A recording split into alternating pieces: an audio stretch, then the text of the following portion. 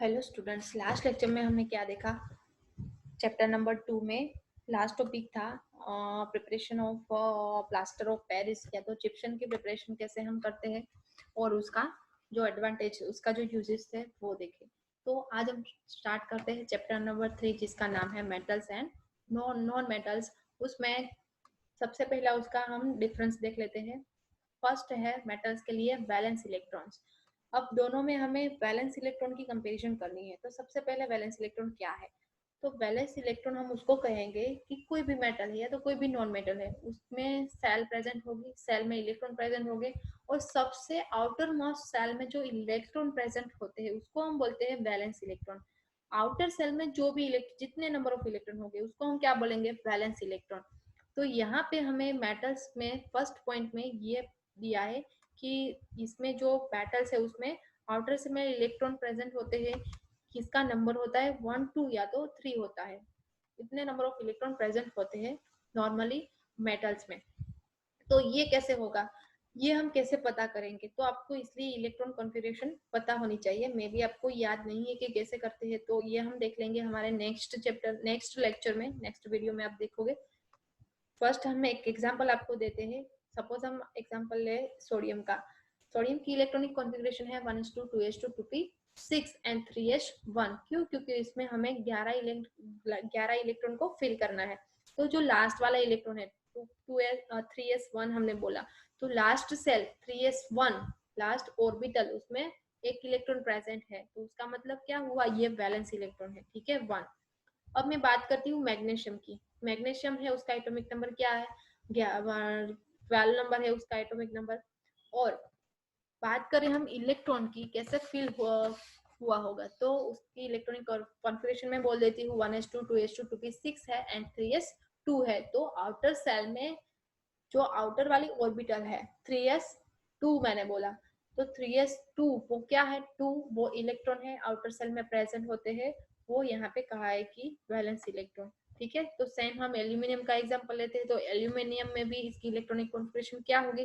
1s2 2s2 2p6 and 3s2, बाद में आएगा 3p1। एस है उसमें ओनली 2 ही इलेक्ट्रॉन रहते हैं, तीसरा इलेक्ट्रॉन नहीं रहता, इसलिए वो किसमें चला जाएगा?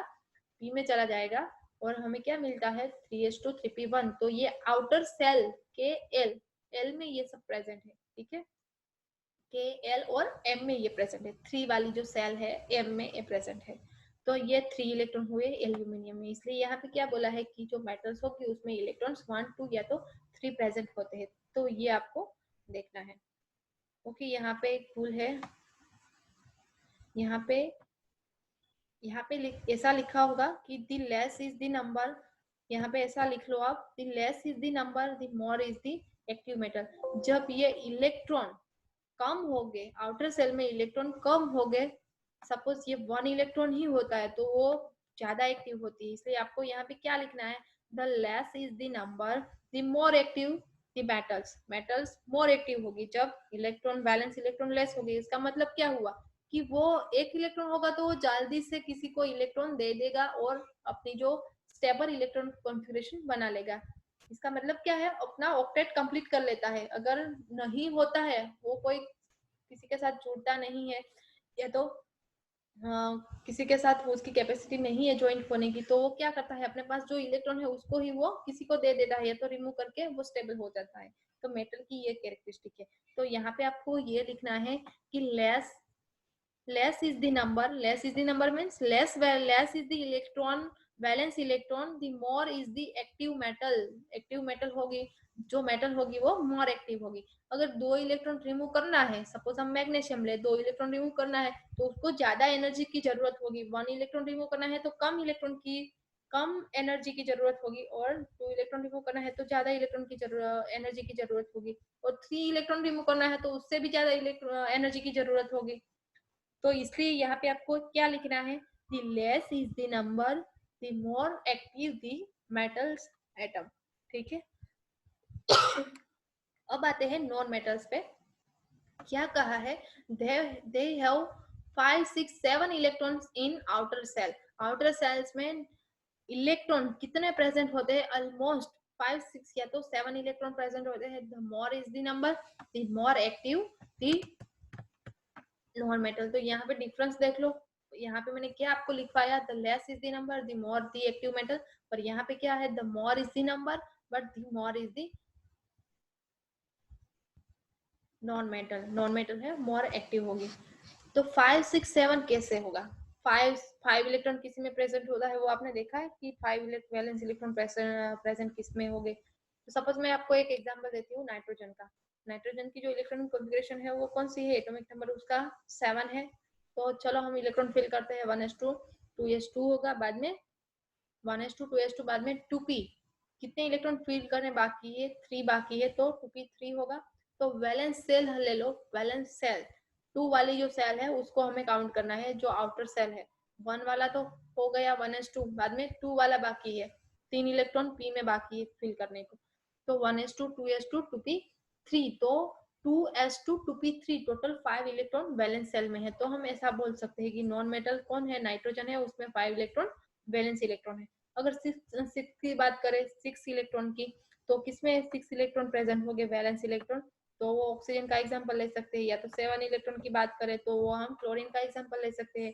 ठीक है, तो ये क्या करता है कि इलेक्ट्रॉन, इसको इलेक्ट्रॉन क्या चाहिए होता है, क्यों, क्योंकि ऑलरेडी उसमें उसके पास 7 इलेक्ट्रॉन है। देख लो यहाँ पे कि 1s2 2s2 2p3 है, नाइट्रोजन में 7 इलेक्ट्रॉन तो ऑलरेडी है, और उसको ऑक्टेट कंप्लीट करना है तो क्या करेगा, ऑलरेडी उसके पास 5 इलेक्ट्रॉन बैलेंस सेल में है, टोटल एटॉमिक नंबर 7 है, 5 इलेक्ट्रॉन है, तो वो उसको 3 ही इलेक्ट्रॉन चाहिए, तो किसी के पास से वो 3 इलेक्ट्रॉन लेकर अपना ऑक्टेट कंप्लीट कर लेगा, तो वो स्टेबल हो जाएगा।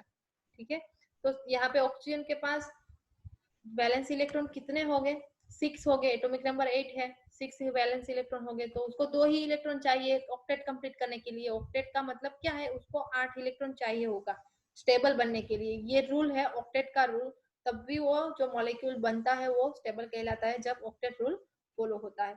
और ये 7 इलेक्ट्रॉन है, इसका मतलब क्या है, उसको एक ही इलेक्ट्रॉन चाहिए ऑक्टेट कंप्लीट करने के लिए, तो वो एक इलेक्ट्रॉन लेकर स्टेबल हो जाता है। ठीक है, तो देखो यहाँ पे बोला है कि the more is the number the more active the metal, more active the non metal.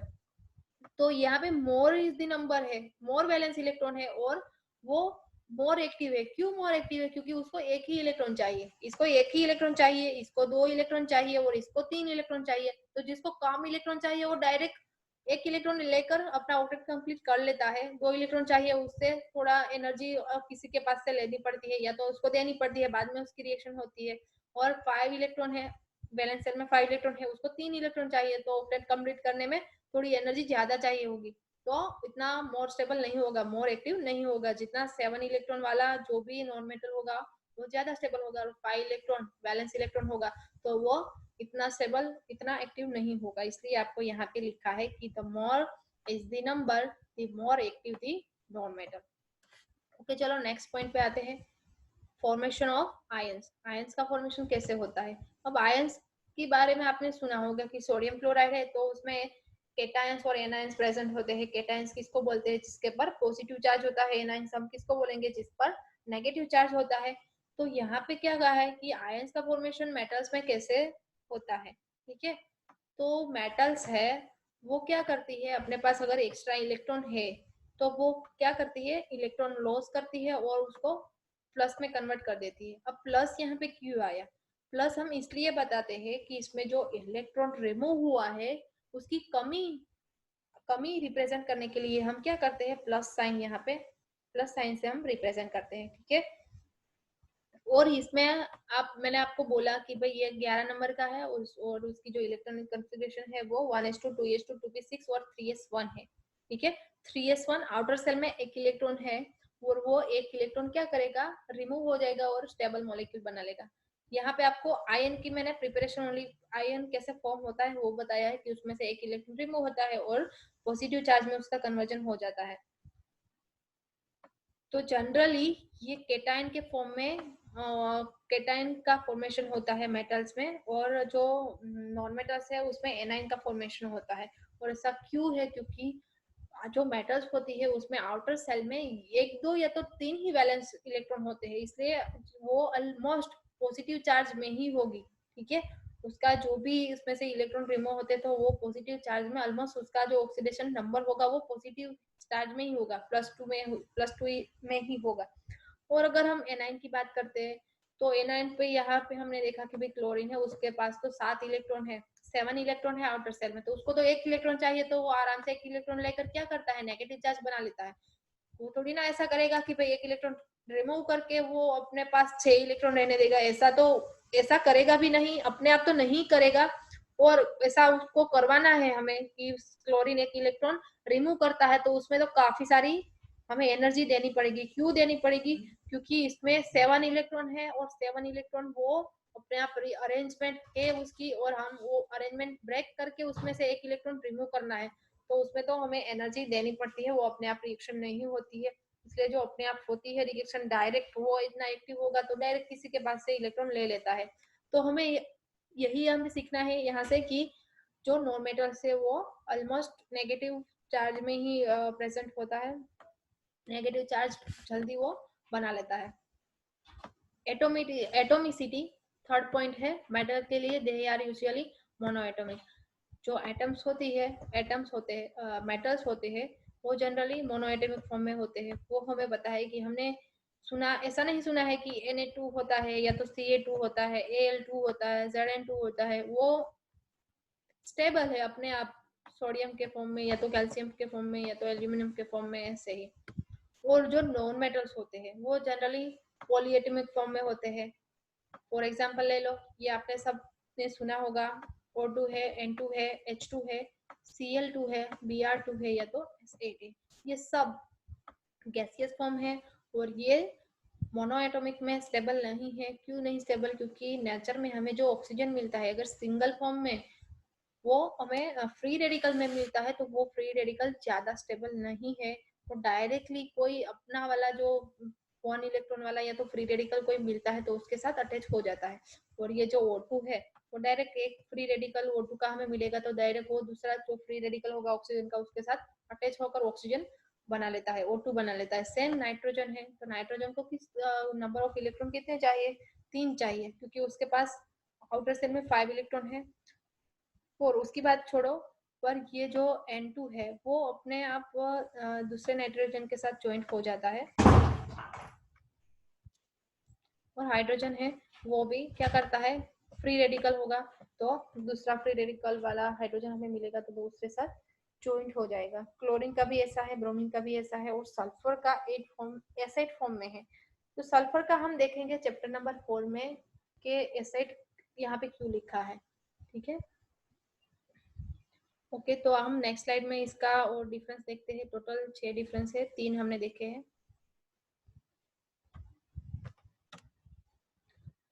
Nature of oxides, metals में से जो ऑक्साइड बनते हैं उसका नेचर, तो यहाँ पे लिखा है कि they are basic in nature. Metals के लिए क्या है बेसिक इन नेचर? ये वाली प्रिपरेशन में देख ली है कि Na2O सोडियम ऑक्साइड कैसे बनाते हैं और कैल्शियम ऑक्साइड कैसे बनाते हैं, और ये इन दोनों का नेचर बेसिक है तो क्यों है ये हमने देखा है। कैसे? क्योंकि ये जो ऑक्साइड है उसको हम पानी में डालेंगे तो उसका कन्वर्जन किस में होगा? हाइड्रोक्साइड में होगा। और ये जो हाइड्रोक्साइड बनता है वो नेचर में कैसा होता है? बेसिक होता है। इसलिए यहाँ पे क्या बोला है कि जो ऑक्साइड बनेगा मेटल में से उसका नेचर कैसा होगा? बेसिक होगा। ठीक है, तो ये 2 एग्जाम्पल आपको याद रखने हैं। और बाद में नॉन मेटल्स के लिए दिया है कि they are acidic and neutral in nature. जो ऑक्साइड बनता है नॉन मेटल में से तो उसका नेचर कैसा होगा? वो एसिडिक ऑक्साइड और बेसिक ऑक्साइड उसका नेचर है। तो एसिडिक ऑक्साइड का यहाँ पे एग्जांपल दिया है, कार्बन डाइऑक्साइड है, सल्फर डाइऑक्साइड है, सल्फर ट्राइऑक्साइड है और नाइट्रोजन डाइऑक्साइड है। देखो एसिडिक क्यों बोला है, इसको क्यों एसिडिक बोला है? क्योंकि इसमें से एसिड बनता है। कौन सा एसिड? Carbonic acid. और इसमें से सल्फ्यूरस एसिड बनता है और इसमें से सल्फ्यूरिक एसिड बनता है और इसमें से नाइट्रिक एसिड बनता है, इसलिए इसको बोला है एसिडिक ऑक्साइड। और ये न्यूट्रल है, न्यूट्रल ऑक्साइड। ये ऑक्साइड जो है पर न्यूट्रल है। ठीक है, कार्बन मोनोऑक्साइड है, नाइट्रोजन ऑक्साइड है, नाइट्रस ऑक्साइड है, नाइट्रोजन ऑक्साइड है। देखो इसको बोलना है नाइट्रस ऑक्साइड और यहाँ पे नाइट्रोजन ऑक्साइड, और यहाँ पे H2O का मॉलिक्यूल। ठीक है, हाइड्रोजन ऑक्साइड बोलेंगे इसको। तो ये ऑक्साइड न्यूट्रल ऑक्साइड बनाता है। ये हमें पता है कि ये इसको न्यूट्रल ऑक्साइड हम क्यों बोलेंगे। तो इसकी पीएच हम चेक करेंगे तो नेचर जो आता है उसका पीएच जो आती है वो नियर अबाउट 7 आती है, इसलिए हम उसको न्यूट्रल बोलेंगे। फिफ्थ है रिएक्शन विथ एसिड्स। अब मेटल की बात करें, जब उसकी रिएक्शंस मेटल के साथ एसिड के साथ होती है, सपोज हम यहाँ पे ले 2 मोल ऑफ हाइड्रोक्लोरिक एसिड कोई भी मेटल के साथ ले ले, तो ये क्या बना लेंगी, मेटल क्लोराइड बना लेंगी। और मेटल क्लोराइड के साथ में क्या होता होगा, हाइड्रोजन गैस का इवोल्यूशन होता होगा। और साथ में सल्फ्यूरिक एसिड का एग्जांपल दिया है, मेटल के साथ सल्फ्यूरिक एसिड रिएक्ट करती है तो क्या बना लेती है, मैग्ने मेटल सल्फेट बनाती है और हाइड्रोजन गैस का इवोल्यूशन होता है। तो हम नॉन मेटल की बात करते हैं कि भाई ये रिएक्ट करती है एसिड के साथ, या तो HCl या तो डाइल्यूट H2SO4 के साथ रिएक्शन इसकी होती है। तो ये जो नॉन मेटल है वो इतनी एक्टिव नहीं है कि डायरेक्ट ये HCl या तो H2SO4 के साथ रिएक्शन कर ले, मीन्स उसकी रिएक्शन होती ही नहीं एसिड के साथ। वो क्यों नहीं होती है वो हम देखेंगे हमारे नेक्स्ट टॉपिक में। सिक्स्थ पॉइंट है nature of hydrides. They do not form by stable hydrides. उसमें से जो हाइड्राइड्स का फॉर्मेशन होता है मेटल्स में से, वो हाइड्राइड्स ज़्यादा स्टेबल नहीं होते हैं। सपोज हम एग्जांपल लेते हैं सोडियम हाइड्राइड और कैल्शियम हाइड्राइड, तो ये हमें पता है कि ये ज़्यादा स्टेबल नहीं है। क्यों नहीं है, क्योंकि सोडियम हाइड्राइड बना तो लिया पर उसको हम ऐसे ही खुला रख देंगे तो उसको मॉइस्चर लग जाता है, और मॉइस्चर लगता है तो जो अपनी कैरेक्टरिस्टिक खुद की कैरेक्टरिस्टिक है वो नहीं रहती और मॉइस्चर के साथ रिएक्ट करके हाइड्रोक्साइड बना लेता है। और कैल्शियम हाइड्रोक्साइड का कैल्शियम हाइड्राइड है उसका भी यही है कि मॉइस्चर के साथ वो डायरेक्ट रिएक्ट कर लेती है, और जो फॉर्मेशन है कैल्शियम हाइड्राइड का वो नहीं रहता, हाइड्रोक्साइड वाला बन जाता है। और यहाँ पे हम हाइड्राइड हाइड्राइड की बात करें नॉन मेटल में, तो नॉन मेटल सपोज हम एग्जांपल ले कार्बन या तो ऑक्सीजन या तो नाइट्रोजन, वो हाइड्राइड बनाती है CH4 वाला या तो H2O वाला या तो NH3 वाला, ये सब हाइड्राइड है। ठीक है, मैं नॉन मेटल का हाइड्राइड है और ये हाइड्राइड स्टेबल है। हमें पता है मीथेन जो गैस है, अगर हम उसको उसका जो सिलेंडर है उसको खुला भी रख दे तो एटमॉस्फेयर में जाएगा, मीथेन गैस एटमॉस्फेयर में जाएगा तो भी वो स्टेबल ही रहेगा। वो मॉलिक्यूल ब्रेक नहीं होगा, किसी के साथ उसकी रिएक्शन हो नहीं जाएगी, या तो उसका मॉलिक्यूल ब्रेक होकर फ्री रेडिकल में कन्वर्जन होगा और बाद में किसी के साथ रिएक्ट करता है, ऐसा भी नहीं होगा। उसको हम एनर्जी देंगे इंडिविजुअल करके, आइसोलेट करके उसको एनर्जी देंगे तब उसकी रिएक्शन होती है, अपने आप रिएक्शन नहीं होती। सेम वाटर का है, वाटर का भी इवापोरेशन होता है तो भी वो वाटर का मॉलिक्यूल जो होता है वही रहता है, उसमें कोई चेंजेस नहीं आता। ठीक है, तो वो स्टेबल है। वो हमें पता है कि वाटर तो स्टेबल ही है, जिस जगह पे जाओ वाटर का जो मॉलिक्यूल होगा वो तो वही रहेगा H2O, उसमें कोई हाइड्रोजन इंक्रीज नहीं होने वाला, या तो ऑक्सीजन का इंक्रीज नहीं होने वाला। 2 हाइड्रोजन हो गए और 1 ऑक्सीजन हो गए, ये जो मॉलिक्यूल है वो वही रहेगा, उसका जो शेप है वही रहेगा, पेंट शेप है। और NH3 अमोनिया, अमोनिया का भी यही है बेस, इसका जो नेचर है वो बेसिक नेचर है, पर इसका भी केस सेम ही है कि इसकी बोतल अगर हम खुली रख देते हैं अमोनिया गैस की, तो अमोनिया भी एटमॉस्फेयर में जाता है तो उसका जो मॉलिक्यूल है अमोनिया वाला वो भी ब्रेक नहीं होता है, किसी के साथ रिएक्शन नहीं करता, स्टेबल ही रहता है। तो इसलिए यहाँ पे लिखा है कि नॉन मेटल से वो स्टेबल हाइड्रेट्स बनाती है। तो आज के लेक्चर में ये इम्पोर्टेंट है, और नेक्स्ट लेक्चर में हम देखेंगे एक्टिविटीज वगैरह, फिर से एक बार रिवीजन कर लेते हैं। ओके चलो, thank you so much for watching it.